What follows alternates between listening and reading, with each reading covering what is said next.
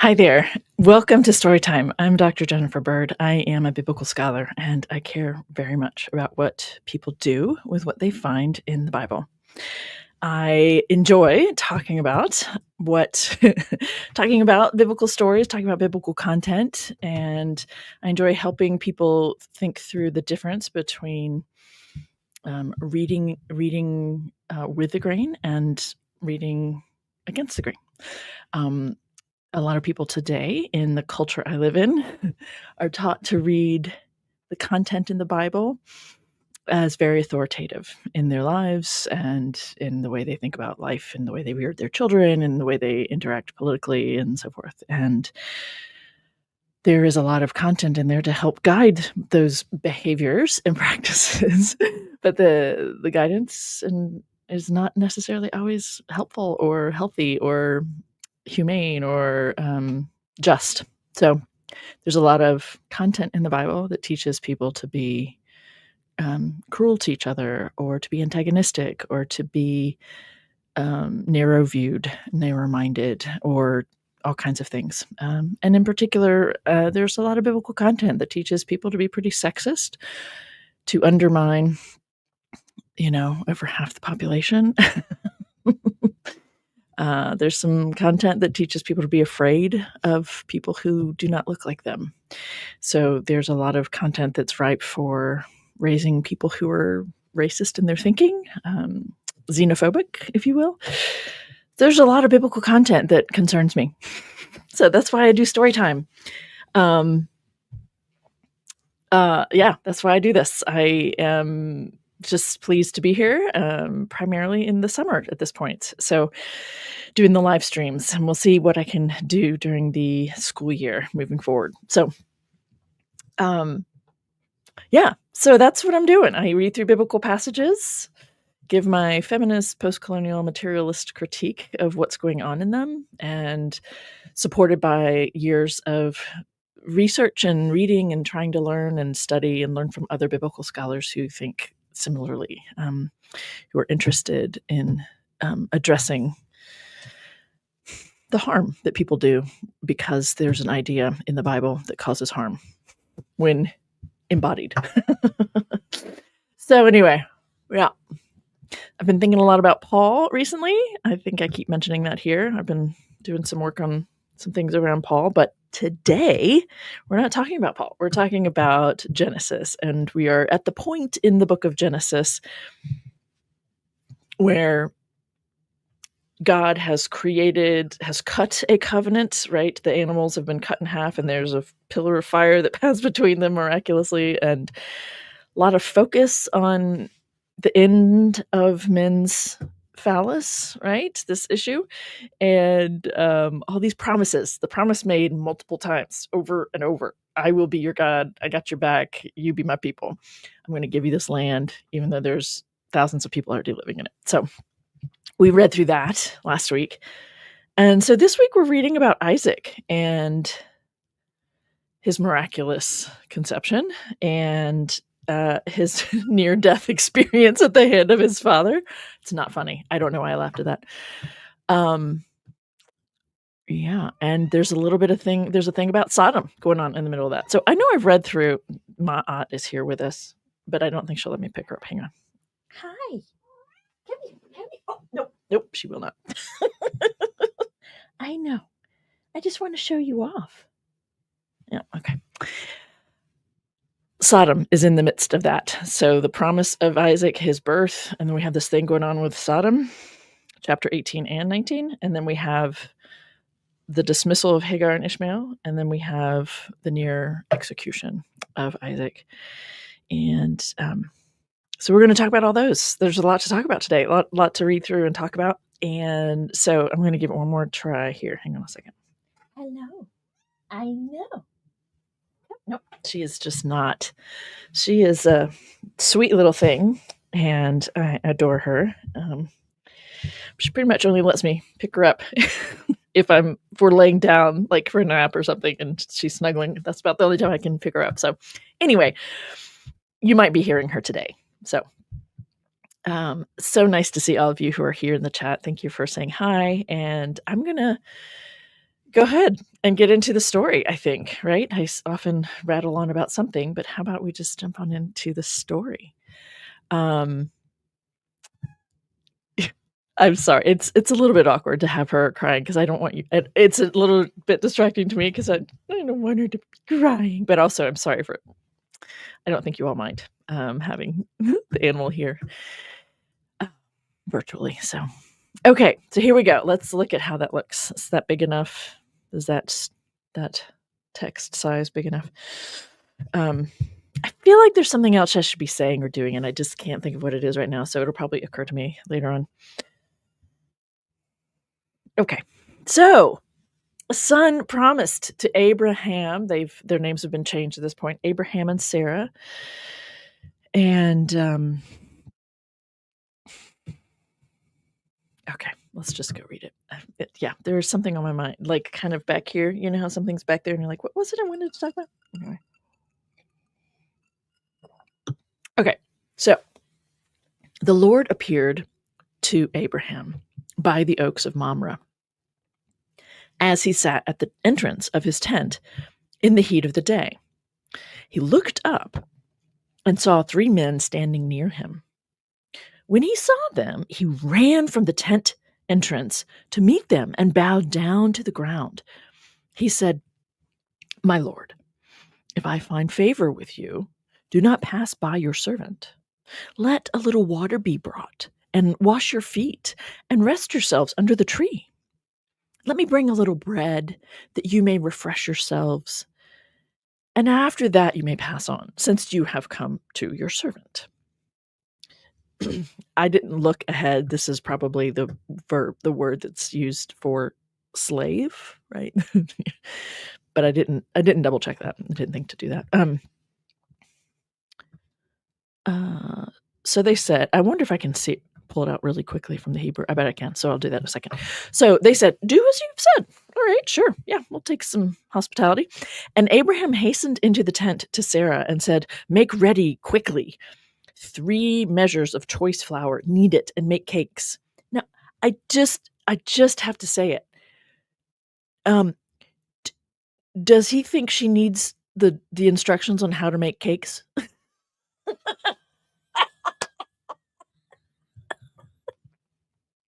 I'm sorry. Mansplaining, right? Like, we've got so much mansplaining that happens in the Bible that I never saw before. Yeah, thanks, Abraham. Abraham ran to the herd and took a calf, tender and good, and gave it to the servant, the enslaved person, who hastened to prepare it. Then he took curds and milk and the calf that he had prepared, because the servant did it, and set it before them. And he stood by them under the tree while they ate. Let's go look up that Hebrew really quickly. I think we're going to pull up Greek first, which is not verse 5. Yep. So verse 5, since you have come to your servant, to your servant, your enslaved person, yeah. Anyway, we're not gonna dwell on that today. I've got several chapters to get through. So then he took the curds and calf, set before them by them under the tree while they ate. So they said to him, "Where is your woman Sarah?" And he said, "There in the tent." Then one said, "I will surely return to you in due season, and your woman Sarah shall have a son." The English says wife. And Sarah was listening at the tent entrance behind him. Now, Abraham and Sarah were old, advanced in age. It had ceased to be with Sarah after the manner of women. This is a fun little euphemism, isn't it? The manner of women. Right, because women are so specifically defined by the use of the uterus to produce another human, right?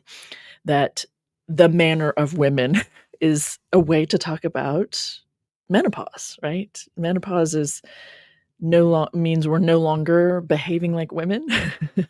I'm in the middle of menopause right now, and it is fun. up buying like this little personal size fan, to sit on my desk. Like, I know I'm not alone in that. Anyway, yeah, all kinds of fun things that happen in your body. Anyway, I all the little things, right? She's not there. They're talking about her like she's a child. I know I've read this story with you all before, but I'm doing it again just because I'm trying to just kind of go through the whole book of Genesis. So yeah, like the two men are having a conversation about the woman in her body and whether or not it can produce a child, and she's like being treated like a child, right? She's in the tent having to listen to this, eavesdrop on this conversation that is about her, right? But it's about the men because this is an ancient story, right? Because we don't treat women that way anymore. Sarah was listening at the tent entrance behind them. Now, they were old. It had ceased to be with Sarah after the manner of women. So she's no longer having a period. So Sarah laughed to herself, saying, after I've grown old and my husband is old, shall I be fruitful? Now, that's also interesting because that is very interesting. I did not read this ahead of time. I usually try to, but I didn't get to today. Shall I be fruitful? Now, the reason that's interesting to me is I happen to know that previous translations, like the previous NRSV, maybe not the NRSV, but other English translations have said, shall I have pleasure? Let me keep reading. The Lord said to Abraham, why did Sarah laugh and say, shall I indeed bear a child now that I'm old? Is anything too wonderful for the Lord? At the set time, I will return to you in due season, and Sarah shall have a son. But Sarah denied, saying, I did not laugh. She was afraid. And he said, oh, yes, you did laugh. I heard you. So fun, like so many pieces here. The Lord. So we were told up here that this was the Lord appeared to him, right? He looked up and saw three men. So the Lord appeared through these three men, but we're still saying it's actually the Lord, right? The Lord is the one speaking, even though it's three male humans who are messengers. It's just very interesting the way the story is being told. I'm reminded I started following an astronomy group or whatever on one of the socials, and these gorgeous pictures, of various parts of the universe. And one woman commented about this being the creation, thanks to Yahweh for this or whatever. I can't, I didn't chime in or anything, but multiple people were just giving that the laugh emoji or whatever. Yeah, it's really interesting to me, the longer I'm in these spaces, thinking with people who approach these ideas about God or theistic beings and things. What is ascribed to these beings and in these texts versus how people might think about God outside of the text. Anyway. Okay, so someone important representing the Lord visits the man, and they have a conversation about the woman and her no longer fruitful uterus, and we're pointing that out, and she's laughing about this idea and getting in trouble for laughing because she's no longer having her period. Even women knew, like women paid attention. When this thing stops happening, we stop producing. This is very interesting, right? Anyway, the whole story, this thing makes me a little bit cranky, right? Because of the way she is treated. Why did she laugh? Are you kidding me? Right? I mean, she's in the right to laugh, right? Okay. And I did not laugh. I'm being afraid. All of it. It makes me cranky that this is even a story that people read every year or whatever. It just makes me sad, that it's a thing that is read and talked about, and it's all about showing how great the Lord is, but you're throwing this matriarch under the bus at the same time. Okay, let's just keep moving. So the men, so it was 3 men representing the Lord, right? Not actually the Lord. The men set out from there, and they looked toward Sodom, and Abraham went with them to set them on their way. The Lord said through these messengers, "Shall I hide from Abraham what I am about to do?" So who is the Lord talking to, right? Is the Lord talking to a demigod or an angel by his side? Is the Lord talking to the messengers he has just sent? Like, what is it we're supposed to be envisioning here? Shall I hide from Abraham what I'm about to do, seeing that Abraham shall become a great and mighty nation, and all the nations of the earth shall be blessed by him? No, for I have chosen him that he may charge his children and his household after him to keep the way of the Lord by doing righteousness and justice, so that the Lord may bring about for Abraham what he has promised him. Okay, very interesting, like, drop of the right person, right? So that the Lord, it is the Lord speaking, right? So that the Lord is speaking about himself in third person, right? So that the Lord may bring about for Abraham what he's promised him. Shall I hide from Abraham what I'm about to do? No, I'm not going to hide it from him. Okay. I have chosen him. And what's the footnote that, oh, I have known him. Okay. I want to, I have all these questions. Like, I don't have, this was a chapter I should have looked and read ahead of time so I could go look up the Hebrew verbs there. I have chosen him. I have known him. The choice in the translation there is fascinating. I almost want to, like, do a quick pause and go look up that verb. Verse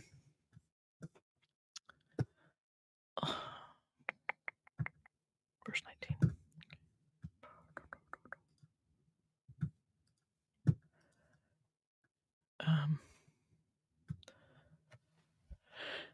No, I have chosen him.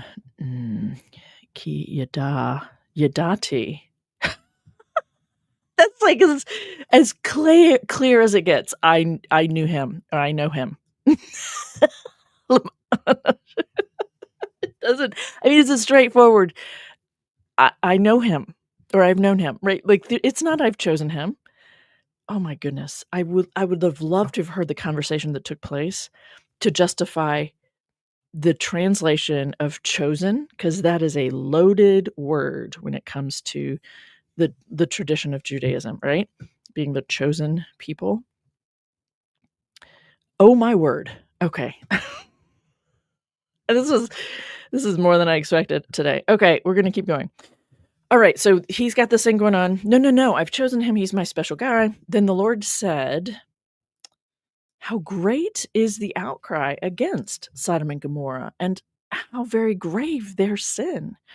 I must go down and see whether they have done altogether according to the outcry that has come to me. And if not, I will know. And it is sad to me, right, that the great outcry is not described for us, right? I know that the people here, the people who tend to follow my stuff, right, you're already aware that the next chapter dealing with Sodom isn't about sexuality at all, right? And it is sad to me because we could have, it would have been easier to help people see that if this had been more clearly defined, right, here in chapter 18, but it isn't, right? What is it? What are the kinds of things this early on in this story or this narrative that God is hearing about people, right? Like, what kinds of behaviors, the outcry against, how great is the outcry, right? Great is the outcry against them. Whether they have done according to the outcry, like, what are those things at this point in the narrative? Because is it just that they're worshiping another god or other gods? What kinds of things would qualify at this point? We don't have any of that laid out, right? And of course, this narrative itself is being told retrospectively. So are we supposed to know that, the 10 commandments have already come, so the people writing the narrative are thinking about the 10 commandments, is that, these, all of the laws, like, are not being upheld? Like, which part of is what's happening? So it makes me very sad because in general, the outcry that comes to God's ears is usually about social injustices or about people worshiping the wrong God, right? That's usually what the outcry is about, because it isn't about sexual behaviors, because men are having sex all the time with various women that they choose to, or as long as they're not already claimed, so it isn't really usually about sex. Actually, it's about moral behaviors or lack thereof. So anyway, how great is the outcry? Okay, so the men turned from there. So was God like talking to the three dudes? Whatever. And went toward Sodom. These messengers went toward Sodom, while Abraham remained standing before, I'm guessing the footnote says him, while the Lord remained standing before Abraham. Oh, that's fun. Wow, this is a fun chapter.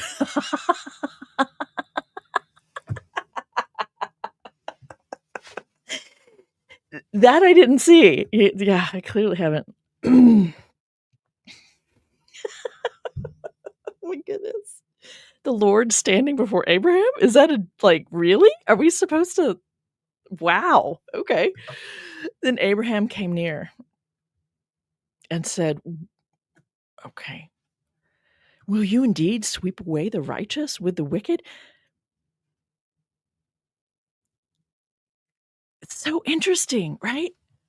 That the default is about destroying towns, destroying peoples, right? How great is the outcry against them? Grave sin. I need to see if it's true. And if not, I'll know. But there was no tip of the hand what God would do if they were actually doing this thing.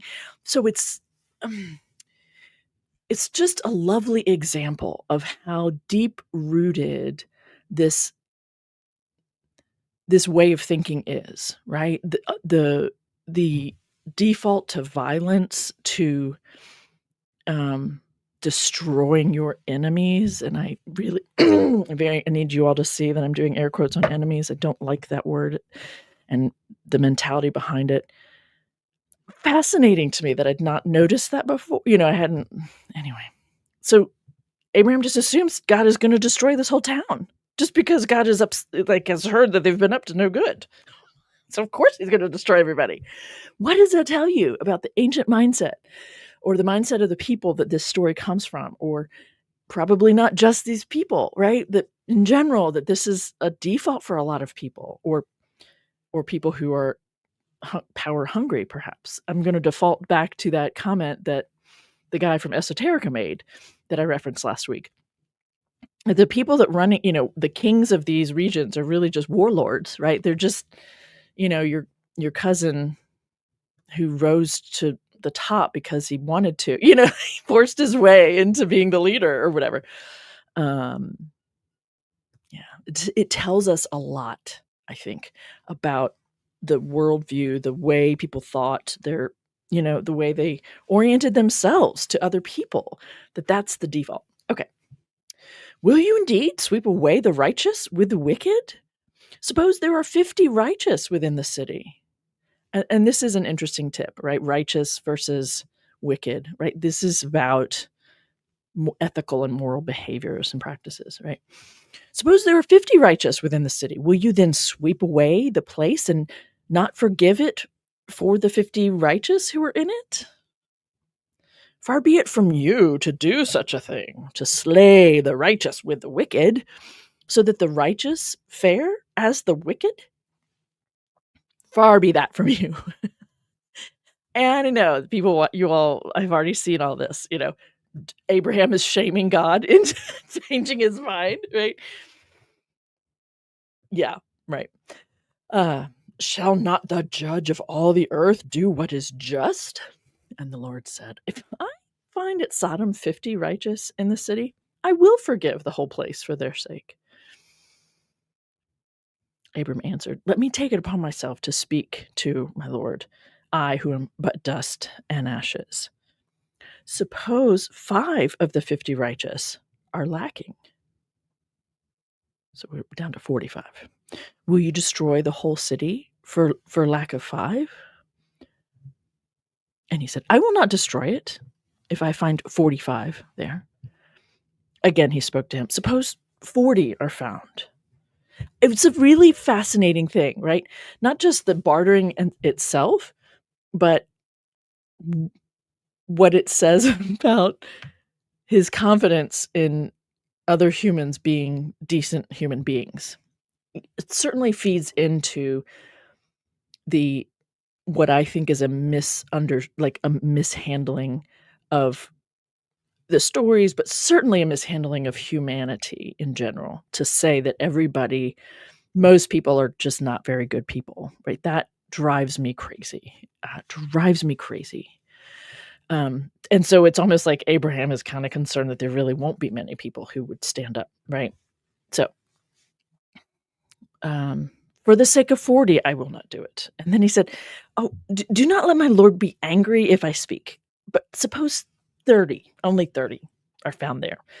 He answered, I will not do it if I find 30 there. And Abraham said, let me take it upon myself to speak to my Lord. I guess it's a nod to, I realize this is bold.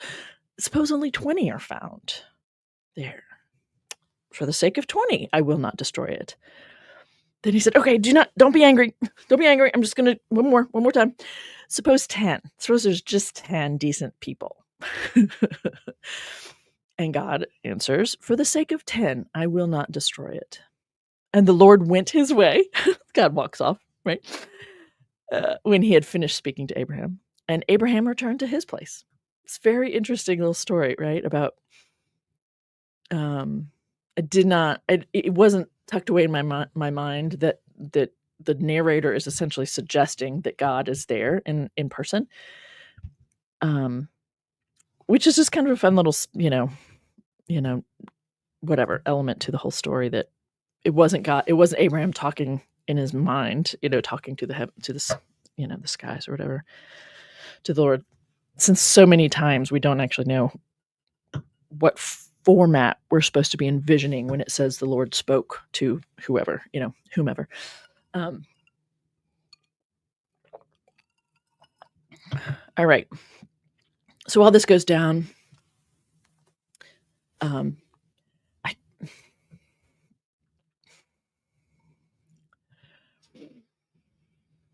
I just these titles, these labels and titles just sometimes drive me crazy, right?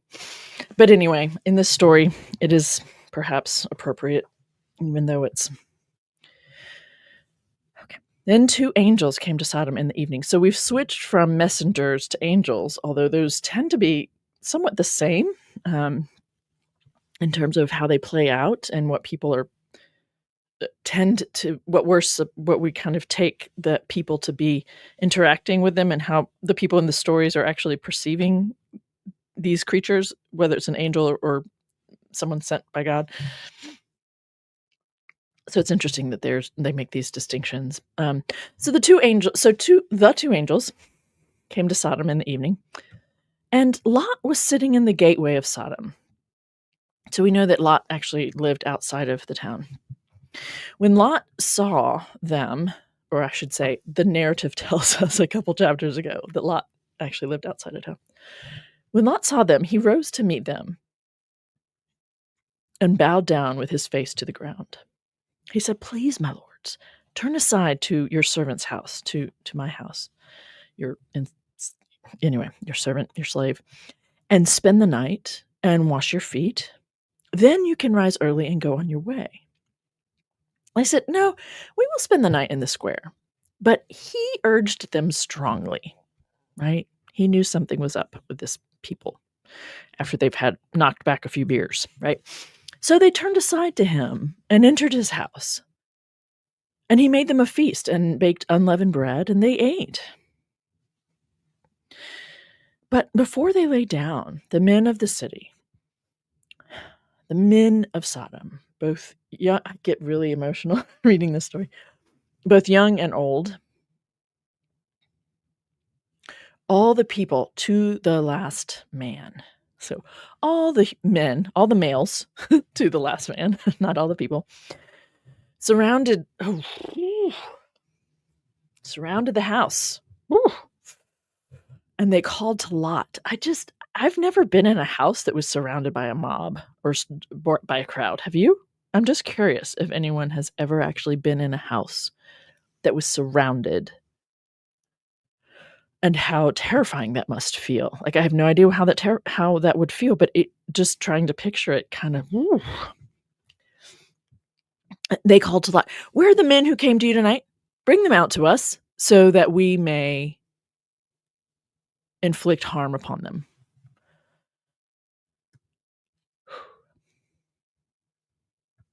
Lot went out of the door to the men, shut the door after him, and said, I beg you, my brothers, do not act so wickedly.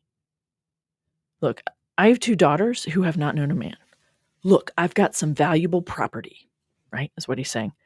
Let me bring them out to you and do to them as you please, which is a fascinating nod, right, in terms of what that's saying about how men treat women in general. Right, as property, as something to do things to. We realize that both of these situations,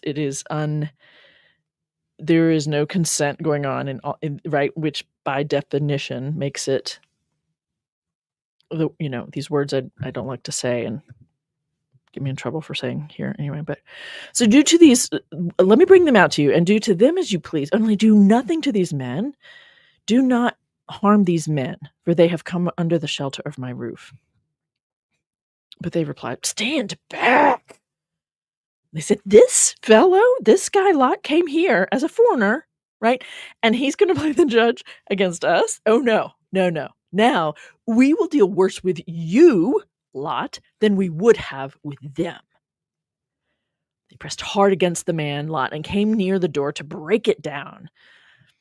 It's interesting. Were they going to just loot his house, tear it down, set it on fire? Because they're headed to the door, not just Lot. That's interesting, right? But the men inside reached out their hands and brought Lot into the house with them and shut the door.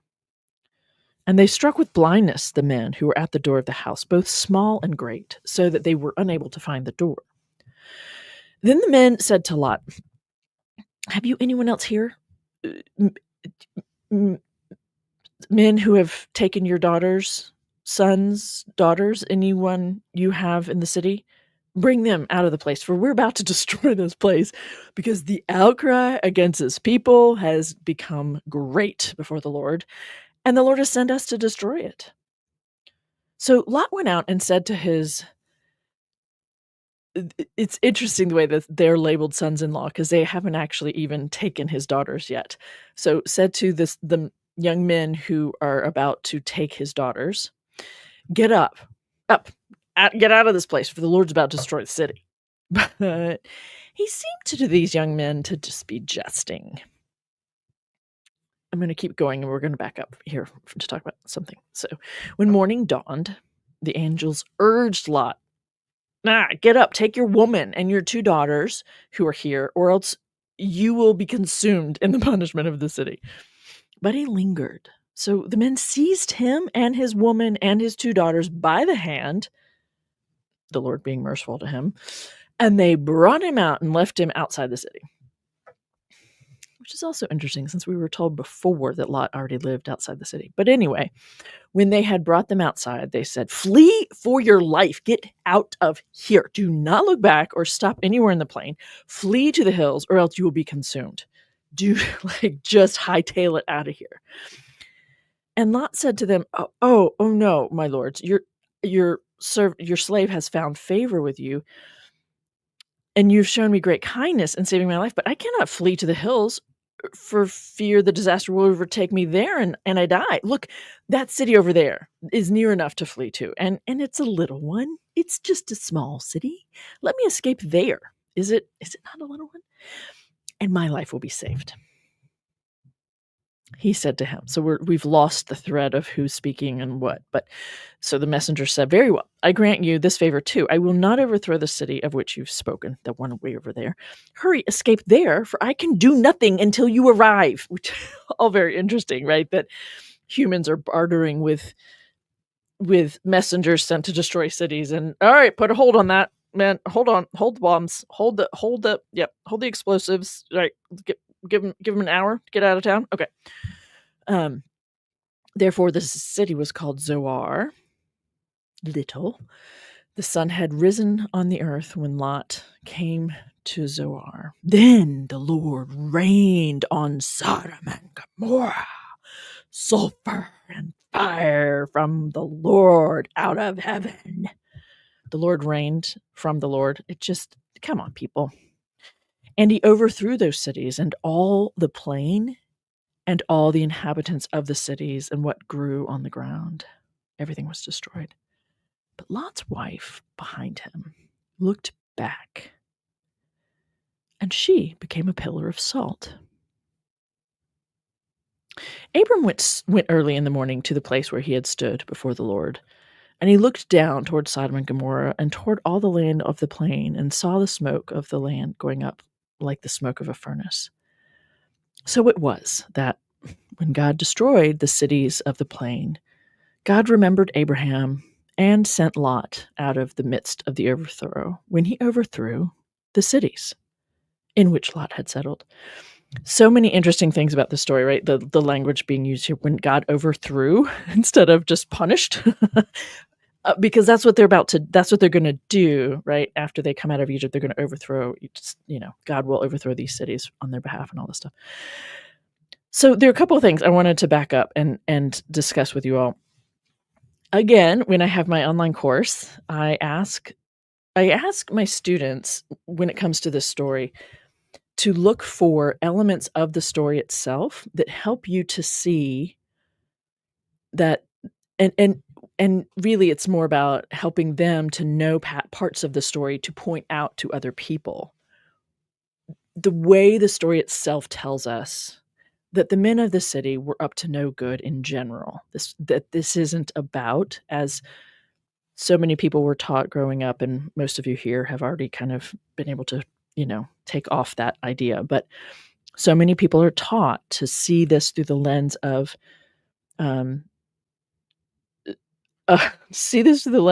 consensual sex between men, which is not what's happening in the story, right? So I ask people, all right, look for parts of the story that highlight that for you, that this isn't about gay sex. This is not about sex between men. This is about cruelty, right?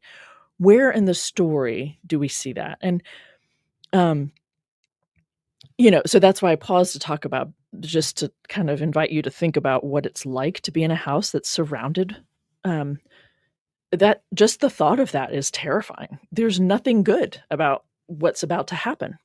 I ask my students, what music would you have playing in the background if this was being portrayed, if you were, producing a movie or something, like what's the music that's setting the mood? And I consistently get students who don't get it, right? They'll have something just kind of do do do do. Like sometimes they'll make a specific song and not suggest a specific song. I go listen to it. I'm like, yeah, I don't think you get the intensity here. Okay, right. This is helpful, right? People really don't get how intense this is, how terrifying this scene is, right? It's late, it's dark, you're ready for bed, and all of a sudden there are people surrounding your house. What in the world, right? So that's, and this moment when the people are like, wait, you are a foreigner to us, and you're going to come here and judge us? No. We're going to treat you worse than we had planned on treating them. That's a nod, right, to what this story is actually about. And I never really noticed or paid attention that what's described here is that they were about to tear down his house or loot him. It's interesting. Yeah. So I wanted to point that out because I think that might be helpful for some of you, right? To be able to say, yeah, I know that that a lot of people are taught to read this story a certain way, but if you pay attention, the story itself gives you clues about what's going on. I also want to reiterate for you all listening, that I can walk through this story with people and they still won't see it as being about cruel treatment of other humans because of the stigma of, people not understanding human sexuality, and therefore they've just got it so deeply ingrained in their heads that God is judging consensual sex between two men. Like, that's not anywhere here, right? But so many people have been taught that it's really difficult to dislodge it. Sex hits pretty deeply for us, right, as humans, and I think that's a good thing that we take that as a deep and intimate thing. But so I'm just throwing all these pieces out there, right? I understand why people have been misinformed. I understand how that happens. I understand why, and that it feeds the homophobia that it all comes out of. Like, I get it all, right? And so I'm just interested in pointing out this, right? What could be potentially helpful for others to, I understand that that's how you've been taught to see it. But what about if you pay attention to X, Y, and Z, right? Okay, so there's that. And then the other thing is, I've done excuse me. I got to do an episode on, I don't know if it was in Wild Olive or if it was in the Bible and Modern Literature. I wanted to do it again in Wild Olive, but I don't think we did. This whole thing about flee for your life. Do not look back or stop anywhere in the plain. Flee to the hills or you'll be consumed. And I'm going to come back over here and see what you all are chatting about. I would like to know. Oh, sorry. I am interested in. I'm interested in who here, live or later, was had Lot's wife focused on in a very negative way because she looked back.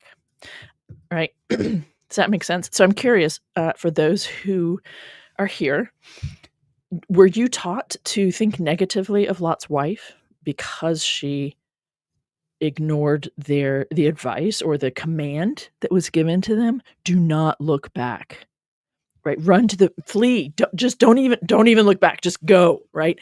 And that because she looked back, she's a terrible person, or she's, like, not so great. I'm curious.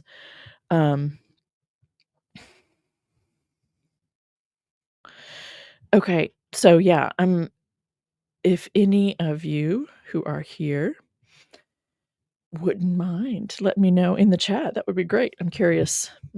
I mean, I was taught to think negatively of Lot's wife, woman. It says wife in the English, but it's woman in the Hebrew. Thank you, considering anew.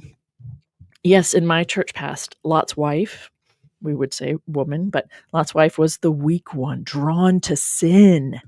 Lot was stronger, fleeing sin. It was even called sin. Oh my gosh. Oh my gosh. Oh my gosh. Right? She was weak, right? She's the weak one, drawn to sin, right? Because the town itself is sinful. Lots of sinful things back there. Thank you, Phyllis, Rowan. You're a new face and name to me. Thanks for chiming in. I was taught that Lot's wife lacked faith because she looked back. Yes, I bet there are others who are saying something similar. Thank you for that. I appreciate that.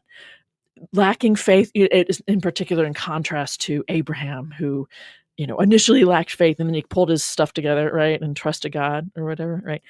Thank you for that.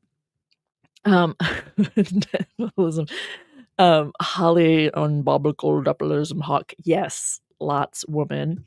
We're all taught to call her a wife, even though I would love it if moving forward people stop calling the people in the Hebrew Bible husband and wives. But yes, Lot's wife was used as an example of not being able to let go of earthly things instead of heavenly ones. Ooh, that's juicy, right? That's really juicy. Goodness, yep. I probably heard it described that way.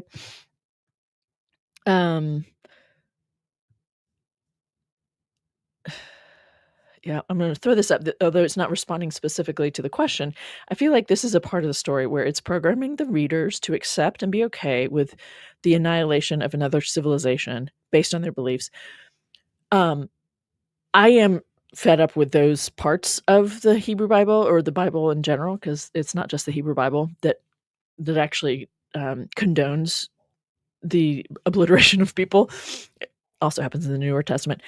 I would say that's true in general, and certainly, right? Who is sad about the about Sodom being destroyed, right? So I take your point, and I think you're right.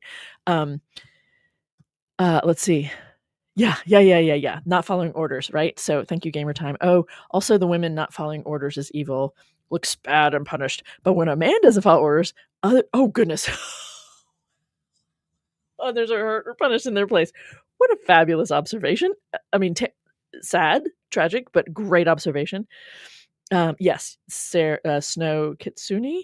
I hope that's correct or close enough. I was told to look at her in a negative light. Thank you for that. I'm going to throw this up before I read it. This is an interesting handle, Beetle86. I don't know if that's it or not, but I grew up atheist, so I wasn't taught anything. Fair enough. When I read the story as a teenager, oh, thank you. You were just sad for her. Yeah. Um. Oh, that's fun. That's fun, Mike Bokansky. It's a good thing to be salt of the earth, right? Lot's wife became salt of the earth. That's great. Thank you. Yes, like Jephthah or David not following orders precisely, right?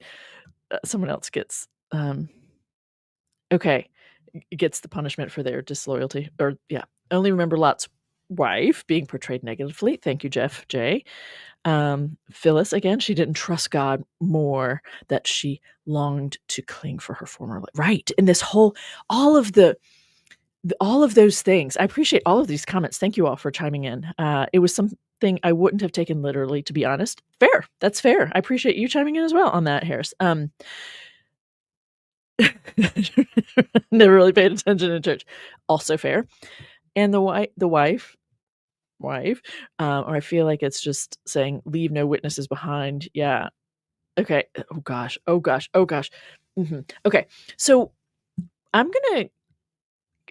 what I love about this story, and it's a little bit embarrassing to me that I had to have someone point it out to me to see it differently, and to see it as this person did, being sad for her. And I don't know which reason you felt sad for her when you read it, but I'm going to go zoom in here a little bit. So I want to go back to what the command, and what's interesting to me is that so many people, and it's been happening, as I'm sure, as early as this story was being told, but the person, the men who were representing God, say to them, flee for your life. Don't even look back, right? Or stop just because we're about to level the whole area, right? Flee to the hills or else you'll be consumed. And so many people over the years have like drilled down and made this that they're saying, don't look back. But what they're saying is get out of town. Like, don't even look back. Just keep going, right? Two very different things, right? As if the command was to not look back. No, the command was to save your sorry ass, right? Get out of town. And so, but I also, right, saw this story as being about like, oh yeah, and then she didn't obey, and look, she gets turned into a pillar of salt, right? The Lord rained on Sodom and Gomorrah sulfur and fire. He overthrew those cities, yada, yada, yada. And all the inhabitants of cities and what grew on the ground, like the whole place was destroyed. And Lot's woman looked back. Why would she look back? Right? Why did she look back? I would suggest this telling of the story, and many people since, and in particular, some really clever, profound, poetic poets or other people writing stories have drilled down on the humanity here.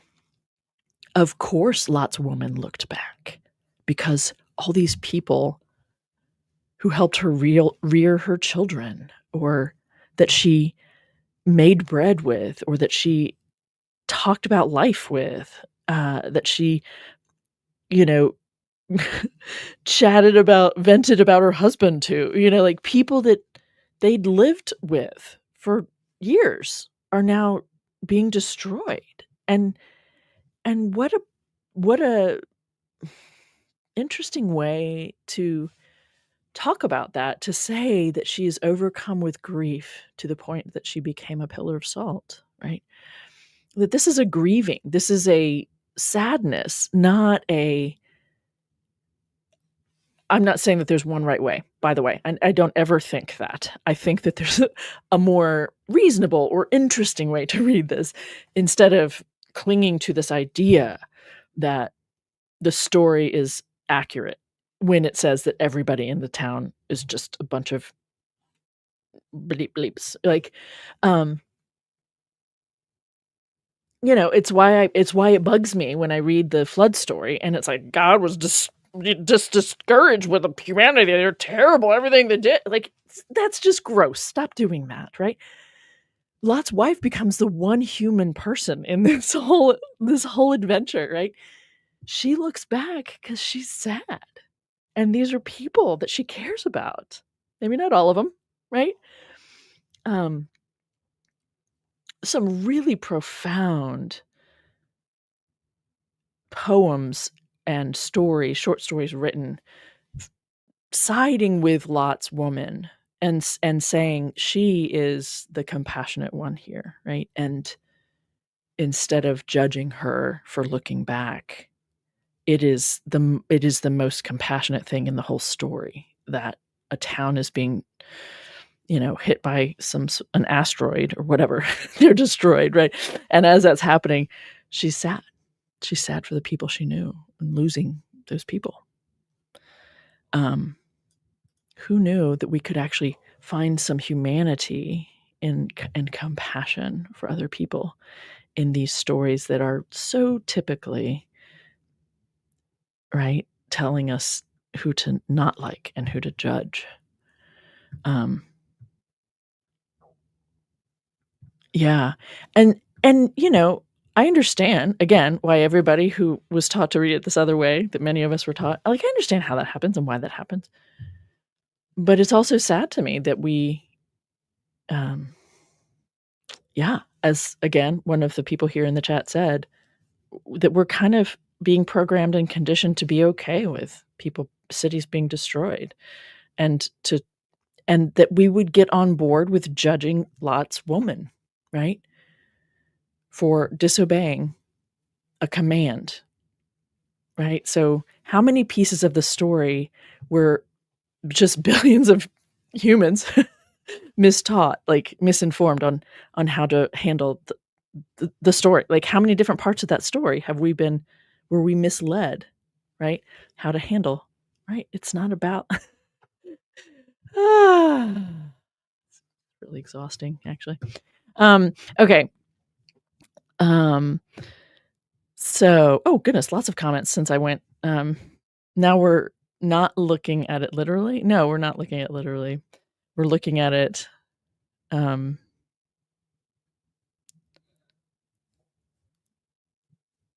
this is a great comment. uh, maybe near a pillar of salt, Lot's woman fled. Not only God's wrath, but Lot. Ooh, yes.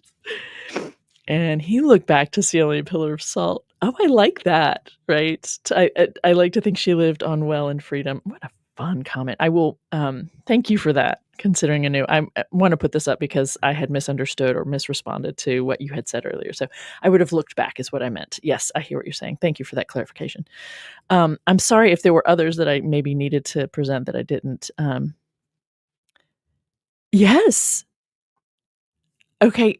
That's an interesting comment. Thank you, Matthew Doy. The phrase "don't look back" is pervasive in our culture and influences everything from self-help books to art. I think that there's some really helpful things about looking back that helps us to process and move on well. Um, I think there are also points in time when not looking back and just moving ahead is helpful. So it's an interesting observation. I appreciate that. Yeah, that's a great parallel, right, to make here, right? Historically speaking, it's almost a kind of similar timeline, right? Orpheus looked back because he loved, and I would say so did Lot's woman. Yep. All right. So, okay. Yeah. Yeah. I like that. Okay. So we've got some of this, some love for considering anew. Okay. I do want to keep going, even if we're coming up on an hour, because I want to get through, well, definitely the rest of chapter 19. We'll see what I can get through today.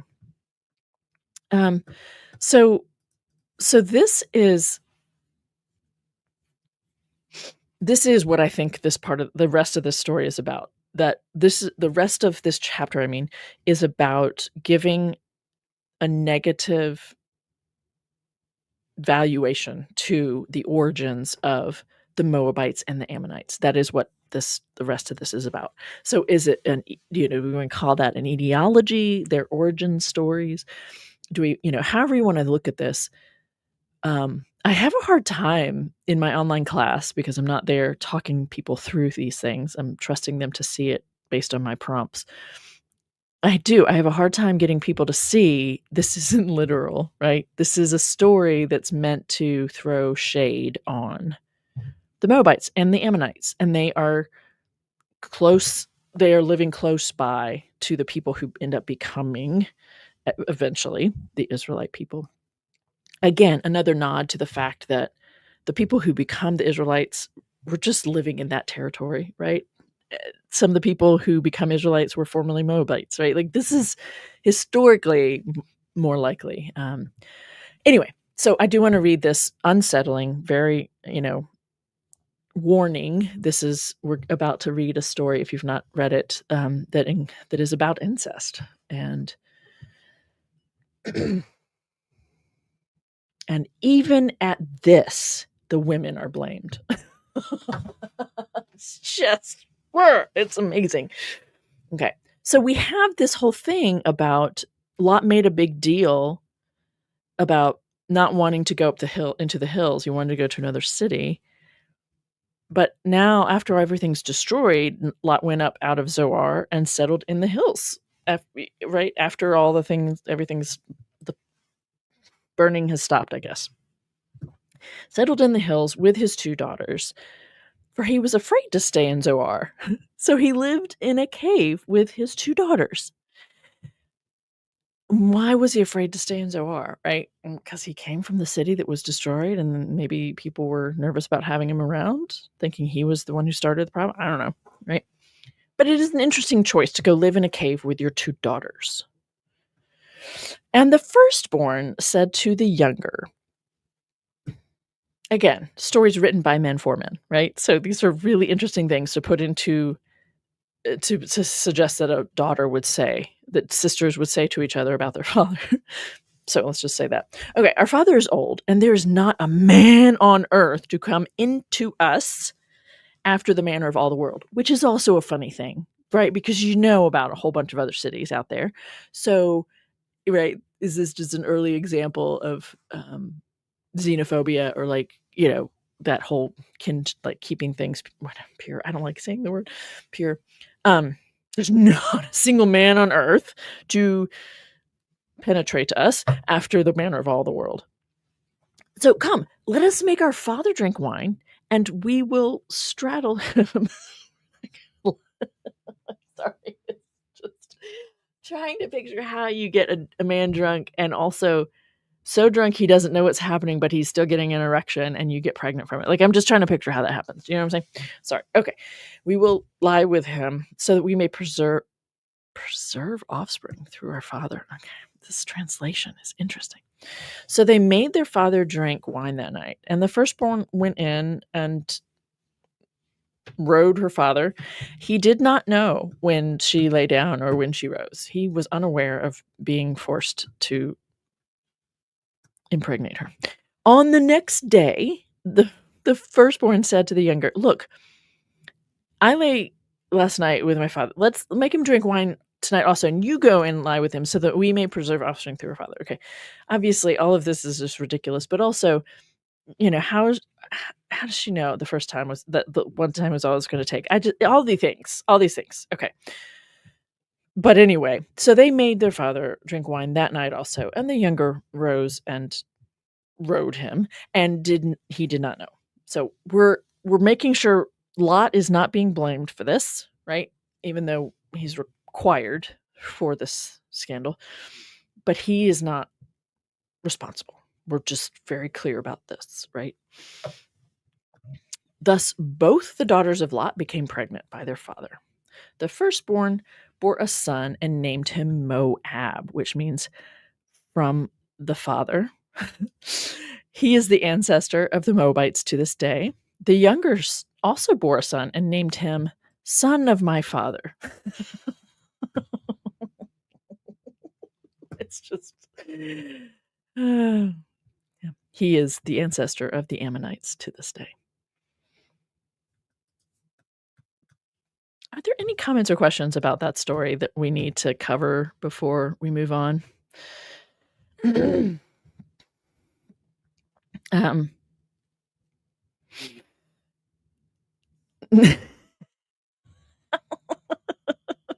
Yeah, right. I mean, that does happen, right? It does often happen that women who live together sync up like that. Hi there, Anina. I didn't see you. Some dude.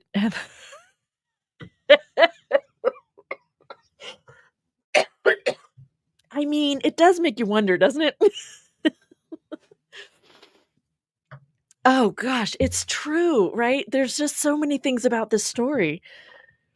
Yes, this is I mean, yes, this is a story about being okay with using brutal force to displace. I mean, you disagree? Like, it just. This is a story to justify having hatred for the Ammonites and the Moabites. And one of the best ways we can think to do that is to. One of the best ways we can think to do that is to sexualize it in a negative way, right? And of course, it's the women's fault. This isn't, it's not the men are the man involved is what's the word? Freed of responsibility. Explicated. What's the word there? Anyway,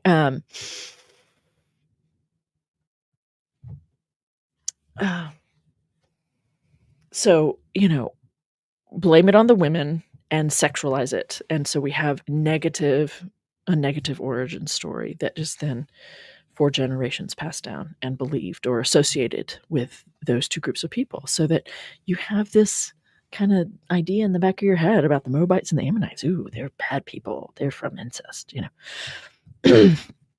What's interesting also about that, and I know this is I know this is a very important topic for some of the people here. This concept of bastard, right, and how that is when so all these things around improper, what is perceived to be improper sexual behaviors, and I do think that this story, right, forcing someone, regardless of genders, right, to have sex is not okay. And so yes, that is. I'm not okay with that. And so people are using that, right, to say something negative about their descendants, which is really all kinds of fascinating things, right? It is akin in my mind to saying on the flip side that a child who comes from 2 people who are not married, that there's something wrong with that child, right? I mean, it's like, okay,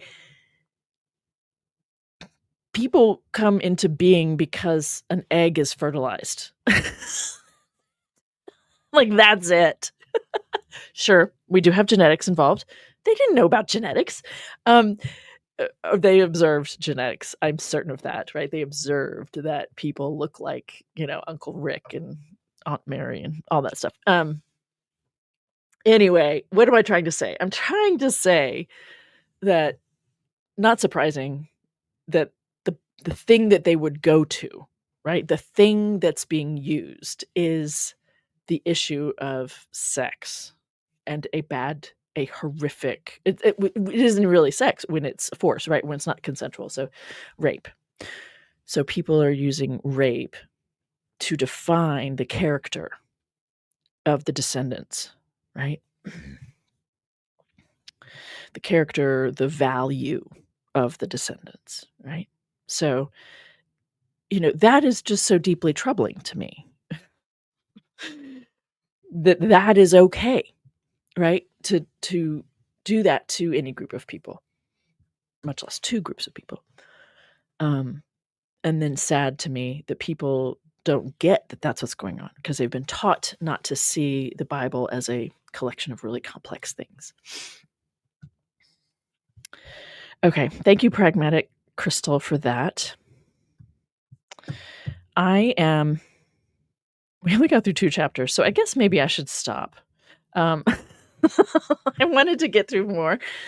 So, but it's been an hour, so I think all things considered, I should just wrap it up here instead. Yeah, I agree with you. I agree with you on this.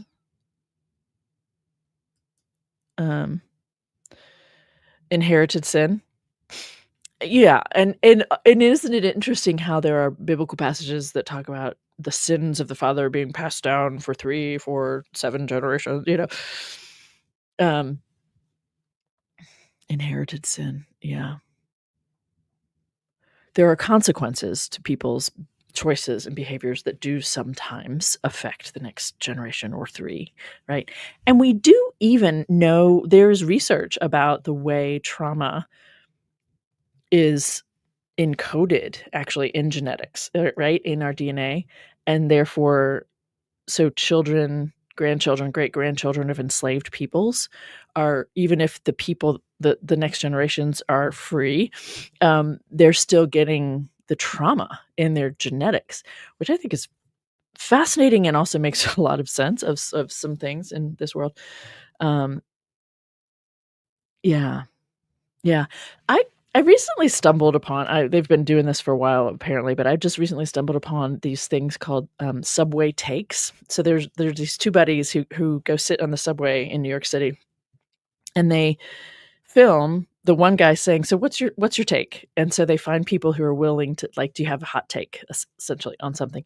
And one of them recently was that I watched recently, I should say, was this one guy saying, "I think that humans are fundamentally good."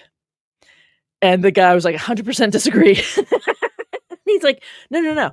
I think that humans are fundamentally good. It's just some of us have a disease and we're infected by things." And he's like, "What do you mean?" Like, he's like, "Oh, like capitalism or like, the military complex or whatever." Like, we're and that's a thing I can get on board with, right? Like, I agree with him. Like, I think humans are fundamentally good.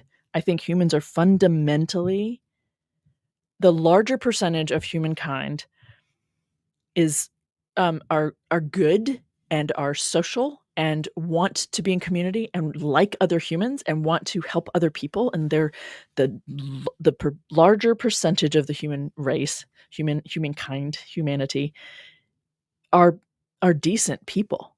And it's a small percentage that are these sociopaths or psychopaths and people who end up getting in power, having power and destroying things, and or just reared in just awful conditions, and in that way, right, the sins of one generation do affect the next generations because of their awful behavior passed down, and those children don't get therapy, and so they're awful human beings as well. That also happens. Yeah, I'm a humanist, I believe in the power of humans. Hmm.